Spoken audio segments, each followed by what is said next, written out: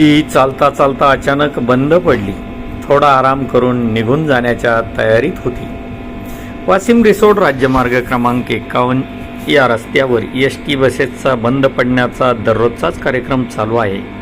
आज दिनांक 1 ऑक्टोबरला दुपारी 2:23 जाणारी वाशिम ते रिसोड बस क्रमांक MH06S8433 अडोळ नदीच्या पुलावर मध्यंतरी गाडी अचानक बंद पडली.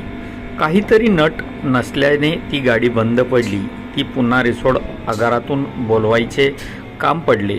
त्यामुळे काम करणाऱ्यांसाठी आलेला मेकॅनिक व ड्रायव्हर कंडक्टर गाडीच्या सावलीमध्ये बसले होते. त्यामुळे अशा अनेक नादुरुस्त गाड्या एस.टी. महामंडळ रस्त्यावर उतरवते. परंतु अशा भंगार गाड्यामुळे प्रवाशांना त्रासाला सामोरे जावे लागते. प्रवासी त्रस्त होतात, वेळेत पोहोचत नाहीत. त्यामुळे त्यांना खाजगी गाड्यांचा आधार घ्यावा लागतोय. अशातच प्रवाशांना खाजगी गाडीचा आधार घेत प्रवास करावा लागला. एस.टी. महामंडळ चांगल्या गाड्या रस्त्यावर कधी उतरवणार व प्रवाशांना या त्रासातून कधी मुक्त करणार, हे यक्ष प्रश्न प्रवाशांसमोर आहेत.